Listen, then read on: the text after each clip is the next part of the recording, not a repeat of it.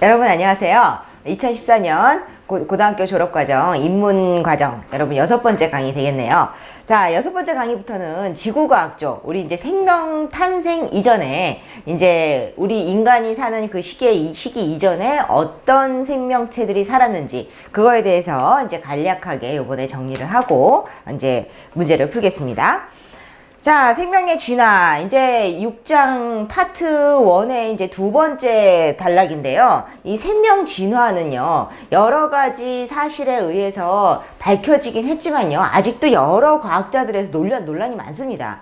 그러니까 어떤 사람들은, 그러니까 이제 닭이나 달걀이냐, 뭐 이런 그 입장이라고 보시면 되겠어요. 닭이 먼저다, 달걀이 먼저다. 그러니까 닭이 먼저라는 사람들은 약간 이제 창조적인 어떤 그 전지전능한 존재가 창조했다라는 얘기를 하는 거고, 달걀이 먼저다라는 사람들은 좀 진화론적인 그런 입장이죠. 그러니까 사실 이 2009년 개정 입장은요, 약간 진화론적인 입장을 많이 취하고 있습니다. 그러나 아직까지 밝혀지지 않은 것들이 많아서 역시 앞서 나온 우주 창조설처럼 우주 팽창설이나 빅뱅 이론처럼 이론에 그치고 있다라는 것만 좀 여러분이 염두에 두시고, 자, 지금은 화석과 지질시대 하면서 이 생명 진화, 우리 인간이 살기 이전, 그러니까 역사가 기록되기 이전에는 어떤 생명체가 살았는지에 대한 이야기입니다. 자, 먼저 화석과 지질시대. 자, 지질시대다. 저 도대체 이 지질시대라는 건 뭘까요? 자, 지금은 여러분 어떤 시대에 살고 있어요? 사실 우리 사람들이 이제 우리 지구 과학적으로, 지구의 역사적으로 이 지질시대와 역사시대로 나눕니다.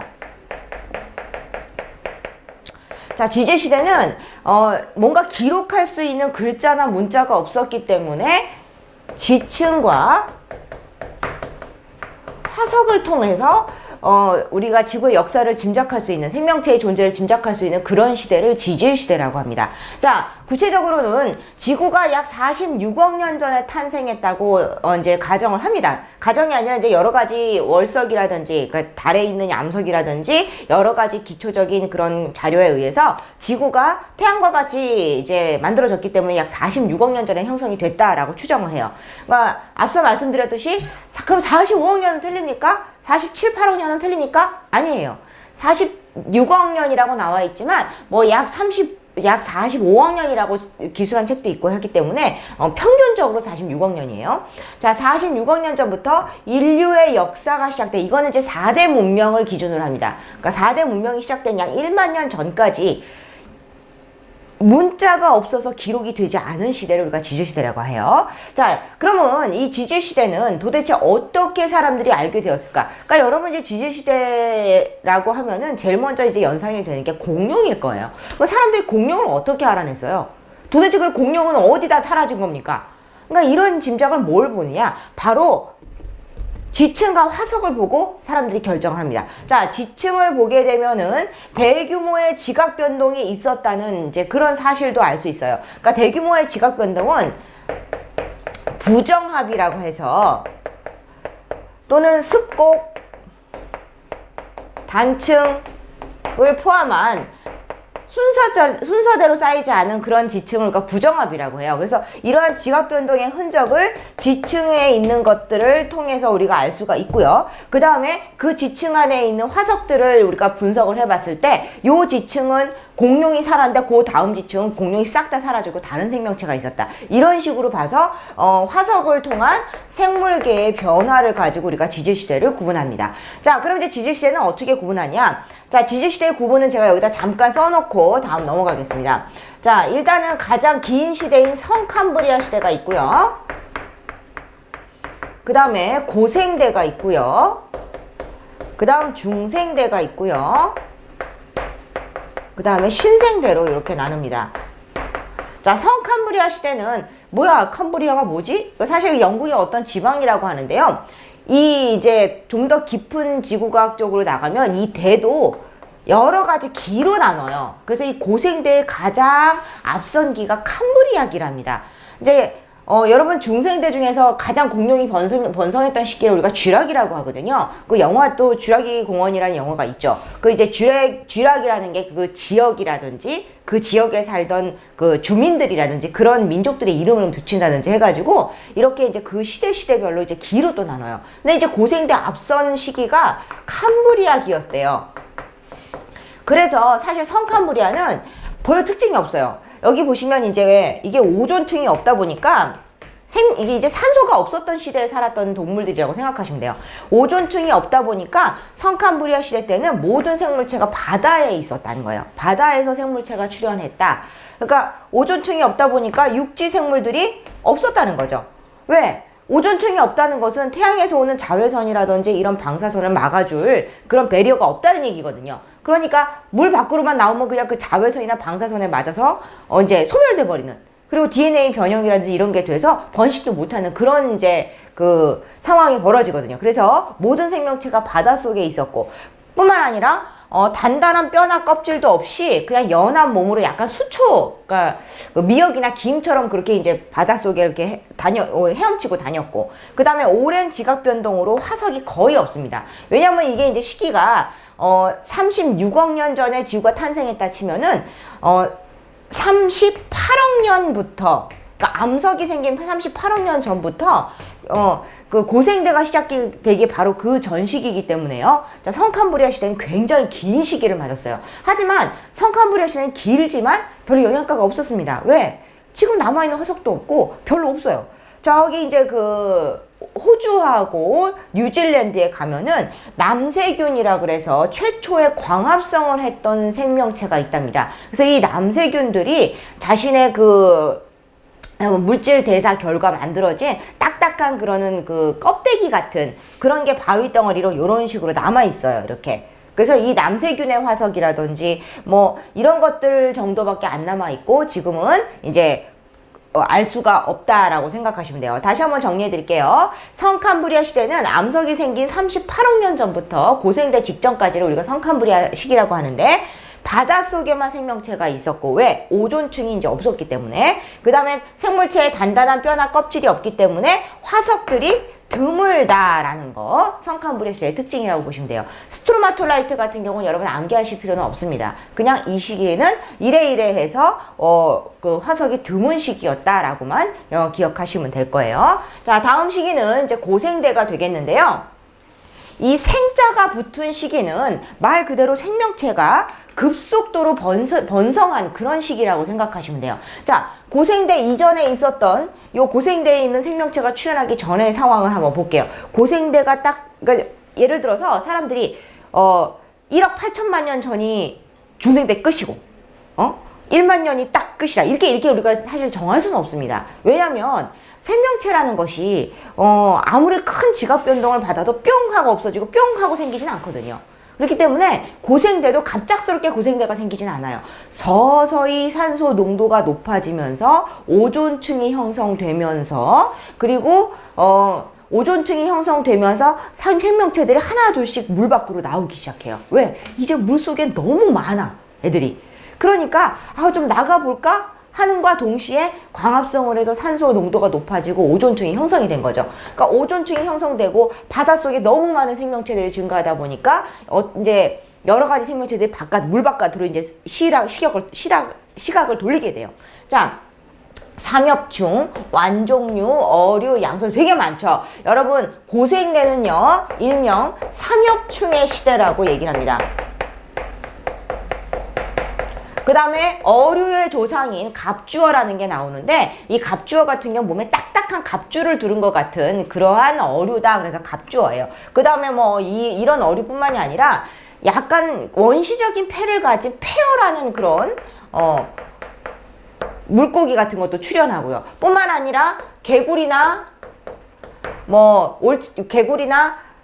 두꺼비와 같은 양서류의 그 조상들, 도롱뇽이나 개구리 같은 양서류의 조상들이 이때 출현을 하게 됩니다. 그래서 이제 육상 생물들이 최초로 출현하고, 뭐든지 최초로 출현한 게 바로 여기에요. 최초로 육상 생물 출현하고, 최초로 뼈가 있는 생명체들 출현하고, 그 다음에 이제 어류의 조상들 출현하고 해가지고 이 고생대는 엄청나게 큰 생명체의 부음을 일으키게 됩니다. 자, 동물들은 아무튼 이런 것들이 이제 육상에 번성하게 되고요. 자, 식물들은 어떤 식물인지 한번 볼게요. 식물은 고생대는 양치 식물의 시대입니다. 양치 식물이라는 게 뭐 가글가글 양치가 아니라요.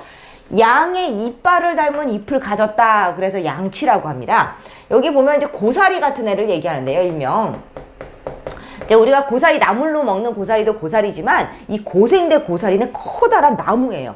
정말 신기한 게 필리핀에 갔더니 우리가 먹는 고사리와 똑같은 애들이 엄청나게 큰 나무로 이렇게 존재하고 있더라고요. 그게 이제 고생대 때의 모습이라고 생각해요. 그럼 여러분, 고생대 때 이런 고사리들이 많이 이렇게 번성한 걸 봐서 고생대가 어떤 환경이었을까요? 그렇죠. 고사리가 살려면 좀 축축하고 어두침침하고 이제 이런 환경이 좋거든요. 그러니까 열대 우림처럼 아주 축축하고 그런 이제 따뜻하고 이런 이제 날씨였다고 생각하시면 되겠어요. 자, 그리고 고생대 말기에는 이제 소나무나 은행나무와 같은 거시 식물이 출현하게 됩니다. 여러분, 여기서 번성한 애들은 얘네들이에요. 이 번성한 친구들하고 출현한 친구들은 틀립니다. 그러니까 여러분이 암기하실 때는 이 번성한 친구들을 외워주시면 되겠어요. 이제 항상 그 시기의 마지막에는 요런 그 다음 시기에 번성할 친구들이 이렇게 출현을 했다고 보시면 될 거예요. 다시 한번 정리할게요. 고생대는 오존층이 형성돼서 최초의 육상생물이 출현하고 양서류의 조상, 어류, 삼엽충. 특히 이 삼엽충은 잊지 마셔요. 삼엽충과 양치식물 정도만 여기서 기억하셔도 될 겁니다. 자, 다음은 중생대. 중생대는 파충류의 시대라고 부릅니다. 파충류뿐만이 아니라 이제 말기에는 조그만 쥐 같은 포유류의 조상들이 출현하게 돼요.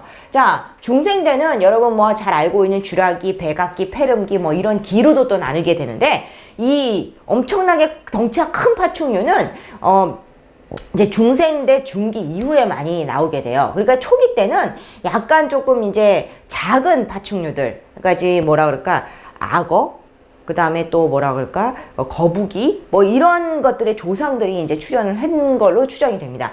자, 어쨌건 파충류의 시대로서 이 중생대 하면 공룡 잊지 마시고요. 이제 중기 이후에 되면은 이 시조새가 출현하게 돼요. 시조새는 새와 파충류의 특징을, 그러니까 조류와 파충류의 특징을 모두 갖고 있는 새인데요. 여러 학자들의 시조새에 대한 견해가 아주 분분합니다. 왜냐면은 지금 생물학계에서도 시조새가 옛날에는 조류와 파충류의 짬뽕이기 때문에 파충류에서 조류가 진화했다는 하나의 증거다라고 채택을 했었는데, 요즘은 시조새라는 그런 새가 일종의 하나의 종류로 따로 분류가 됐다, 절대 조상이 아니다, 이런 의견도 굉장히 많이 받아들여지고 있어요. 자, 어쨌건 시조새가 출현했고, 바닷속에는 이렇게 동글뱅이처럼 생기고 요 안에 이렇게 그 오징어처럼 생긴 애가 들어있는 요런 암모나이트가 아주 많이 번성했대요. 이 암모나이트 뭐 조그만 것도 있고 사람 머리통만한 것도 있고 막 굉장히 다양했답니다. 어쨌건 바닷속은 암모나이트, 육지는 공룡과 시조새, 이렇게 기억을 하시면 되겠어요. 자, 그럼 식물은 뭘까요? 식물은 아까 고생대 말에 출현했던 거시식물인 거시식물들, 소철, 그 다음에 소나무, 이런 것들이 이제 아주 많이 번성을 했답니다. 그래서 이제 이런 식물들과 이런 동물들이 번성한 걸로 봐서 중생대는 약간 따뜻하긴 했지만 조금 고생대 때보다 건조한 그런 시기가 아니었을까라고 추정을 합니다. 자, 그 다음에 이제 중생대 말이 되면은 속시식물의 조상하고 포유류가 마지막에 출현하게 됩니다. 자, 고생대와 중생대 사이에는 아주 생명 대멸종이라고 하는 엄청난 그 지각 변동이 있어요. 그 대륙이 다시 합쳐지는 이제 이런 지각 변동이 있었답니다. 그러다가 중생대 이후가 되면 다시 찢어지게 돼요. 그래서 이 고생대와 중생대 사이에는 엄청난 지각 변동이 요 사이에 있으면서 그 이전에 있었던 모든 생명체들이 싸그리 멸종을 합니다.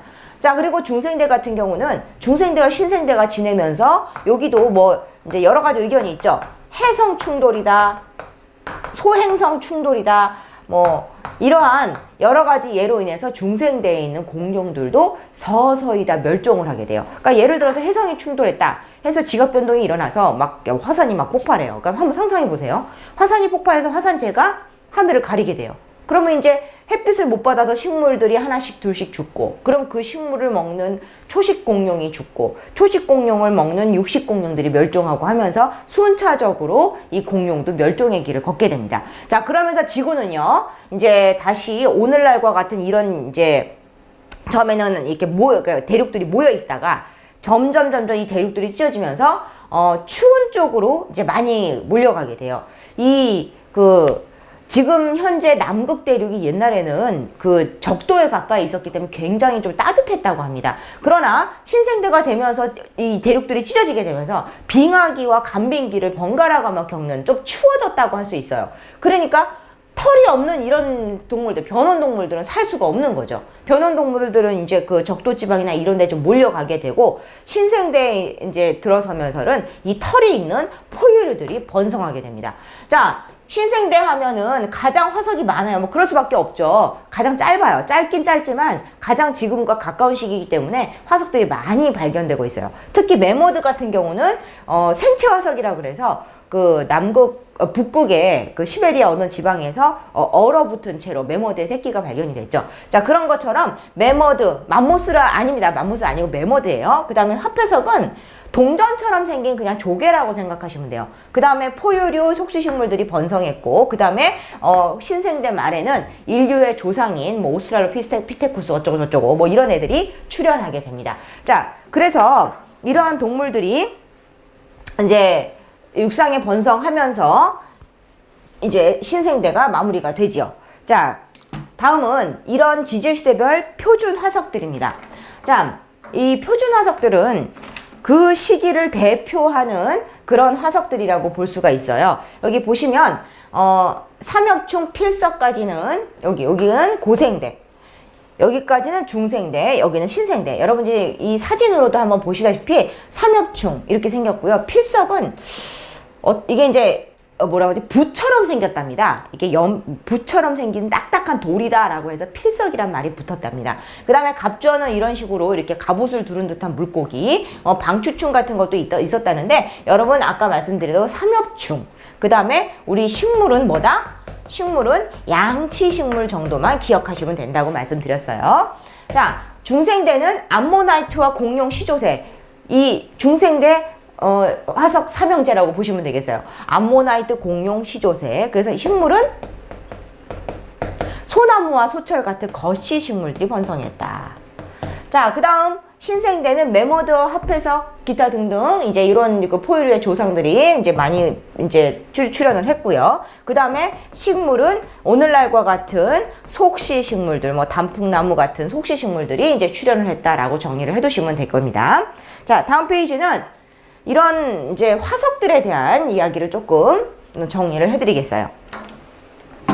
자, 화석은 아까 이제 말씀드린 대로 이 메머드, 방추충, 그 다음에 필석, 삼엽충, 암모나이트, 공룡처럼 이렇게 지질시대에 살았던 고생물의 유해나 흔적이 지층 속에 남아있는 것들입니다. 자, 화석이 아닌 것의 예를 들게요.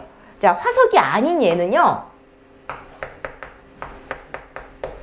미라, 그 다음에 그 원시인들이 먹었던 조개무덤, 우리가 폐총이라고 얘기하죠.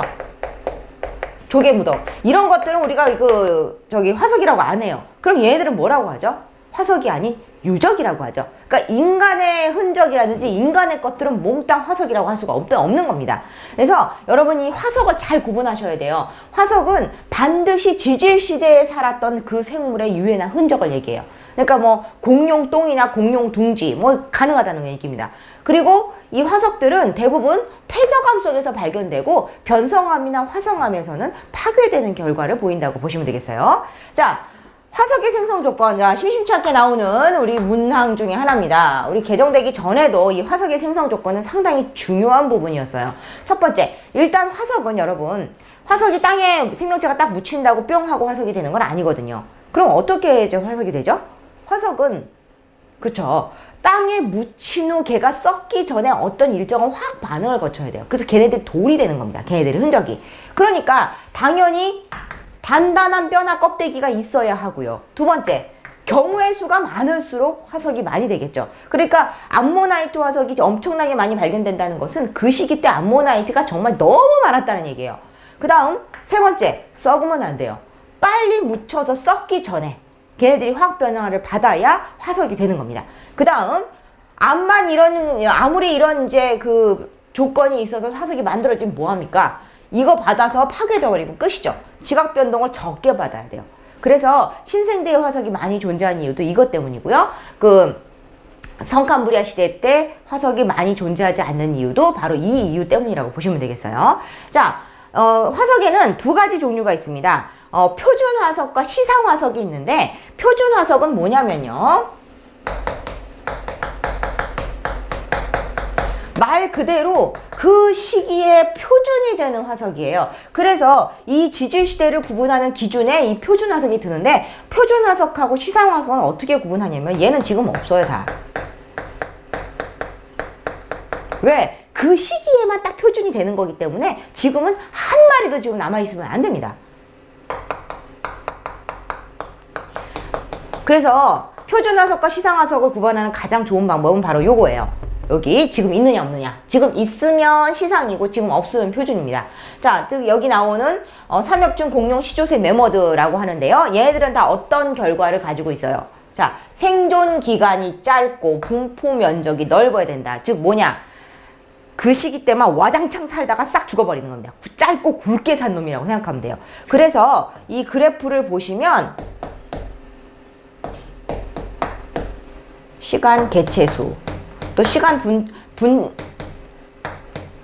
개체수, 시간 분포 면적을 보면은 시간은 짧고, 반대로 그려야 되겠네요. 시간과 개체수, 여기가 시간, 개체수, 또는 면적도 돼, 분포 면적. 시간과 개체수가 이렇게 짧은 시간 동안 많은 개체수가 존재한 것은 요게 표준 화석이 돼요. 얘가. 자, 그럼 다음 페이지에 시상 화석 한번 볼게요. 자, 시상 화석은 지층의 생성 환경을 알려주는 화석입니다. 생성 환경을 알려주니까 지금도 그 환경에 걔가 있어야 되겠죠. 그래서 굵고 짧은 게 아니라 가늘고 길게 지금까지 쭉 살고 있는 그런 존재를 우리가 시상화석이라고 그래요. 자, 그러니까 고사리라든지 산호라든지 조개와 같이 일정 환경이 되면 지금까지 생존하고 있는 그런 화석들을 얘기해요. 예를 들어서 고사리 지금도 천지인데 내가 고사리 화석을 딱 발견했어. 에이, 이건 지금도 있는데 버릴 게 아니라 고사리 화석 옆에 예를 들어서 삼엽충이 발견됐다. 그럼 고사리가 살았던 환경에 삼엽충이 살았던 겁니다. 그래서 이 시상화석도 생성 환경을 알려주기 때문에 상당히 중요한 그러한 역할로 우리가 그 화석을 취급을 해요. 자, 그래서 여기 보시면 그래프에도 이런 식으로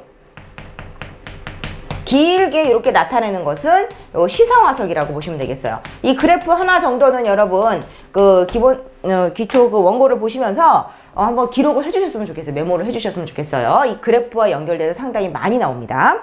자, 결론적으로 우리가 이 화석을 통해 알 수 있는 사실들을 정리를 해보겠습니다. 화석은 그 지층의 생성 시대와 환경을 짐작할 수 있게 해줘요. 그 다음 지층이 먼저 생겼냐 나중에 생겼냐, 거기에 공룡이 있고 밑에 삼엽충이 있다 할지라도 이 지층이 그러면 지층이 막 그 지역 변동을 받아서 뒤집어진 것이다, 이런 식으로 지층의 대비를 알 수 있게 해주고요. 과거의 수륙 분포, 바다였는지 육지였는지, 지금도 태백산맥 꼭대기는 산호나 조개 화석이 발견이 된대요. 왜요? 태백산맥이지만 옛날에는 거기가 상당히 좀 바다였다는 얘기죠. 그 다음 생물 진화의 증거.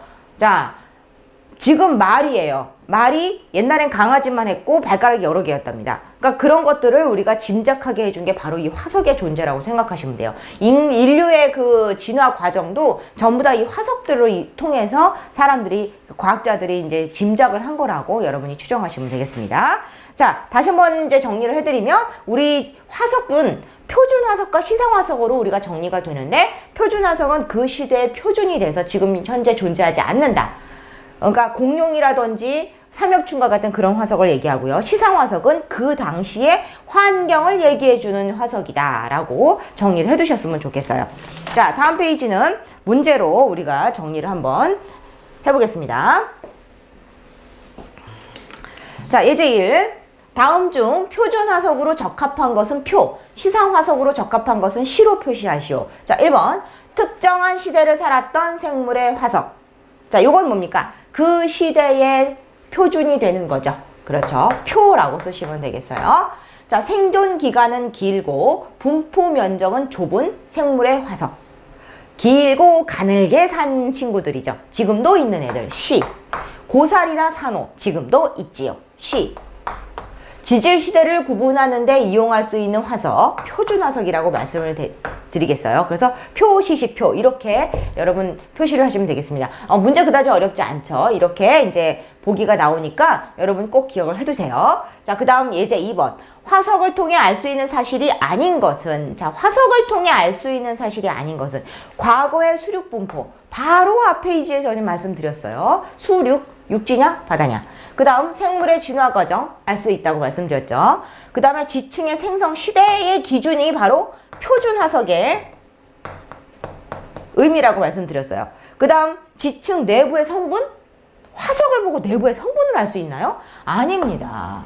지층 내부의 성분은 그 지층을 뽑아다가 화학 분석을 해봐야 아는 거예요. 그 다음 지층의 생성 환경 정도는 우리가 시상 화석을 통해 알 수가 있다고 말씀드렸어요. 자, 그래서 이렇게 두 문제 풀어봤고요. 다음 예제 3번 넘어가겠습니다. 자, 예제 3번. 다음 중 표준 화석과 시상 화석을 비교한 내용 중 옳지 않은 것은? 자, 표준 화석은 생물의 생존 기간이 짧다. 그렇죠. 짧고 굵게 산 친구들이라고 보시면 되겠어요. 시상 화석은 생물의 분포 면적이 좁다. 좁고 길게 산 친구들. 그 다음 표준 화석은 지층이 생성된 시대를 알려준다 라고 말씀을 드렸어요. 그 다음 시상 화석은 특정 시대에만 서식하던 생물의 화석이 아니지요. 자, 그래서 시상 화석은 특정 시대가 아니라 특정 환경에서만 서식하던 생물이라고 보시면 되겠어요. 그러니까 환경은 시상이고 표준은 시대다. 이렇게 구분을 하시면 돼요. 자, 그 다음 예제 4. 다음에서 설명하는 지질시대의 특징을 지질시대를 쓰시오. 자, 어떤 지질시대의 특징인지 볼게요. 최초가 나오면 이제 무슨 시대라고 말씀드렸어요, 제가. 최초의 어류, 최초의 육상 생물, 그 다음에 고사리, 양치식물. 자, 어느 시대입니까? 그렇죠. 여러분의 단기 기억. 고사리. 그쵸? 여러분 연상 되셔야 돼요. 고생대. 고고 똑같으니까 여러분 좀 팁을 드릴게요. 고사리, 고생대. 이렇게 기억을 하시면 쉽게 기억을 하시리라 믿습니다. 자, 그 다음 예제 5번. 자, 예제 5번 마지막. 다음 중 성캄브리아대에 대한 설명으로 옳지 않은 것은? 자, 성캄브리아대는 그렇죠. 사실 우리가 제가 이제 길이에 대해서 말씀을 안 드렸지만 성캄브리아 시대에서 고생대, 중생대, 신생대로 오면서 점점 길이가 짧아져요. 성캄브리아대가 이만큼을 차지한다면 고생대는 요만큼, 중생대는 요만큼, 신생대는 요만큼이에요. 이게 그러니까 길이상으로 치자면 이 성캄브리아가 가장 깁니다. 하지만 생명체는 그다지 가장 가치가 없는, 우리가 잘 볼 수 없는 이제 그런 거라고 보시면 되겠어요. 발견되는 화석도 매우 적고요. 남세균의 화석인 누구? 스트로마톨라이트가 이제 발견이 됐다라는 거 말씀을 드렸어요. 그 다음에 오존층이 없기 때문에 앞서서 이런 환경이 되었다고 말씀을 드렸죠. 그래서 정답은 네 번째, 산소가 증가하여 오존층이 형성되었다. 요거는 우리가 고생대 이후의 일이라고 보시면 되겠어요. 자, 여기까지 지질시대와 지질시대에 살았던 생명체에 대한 정리를 좀 해드렸는데, 여러분 좀 흥미를 가지시고 과거에 어떤 생명체가 살았는지 여러분 한 번쯤은 다시 보시는 그런 시간이 되기를 바라겠습니다. 자, 7번째 강의에서 찾아뵙겠습니다. 감사합니다.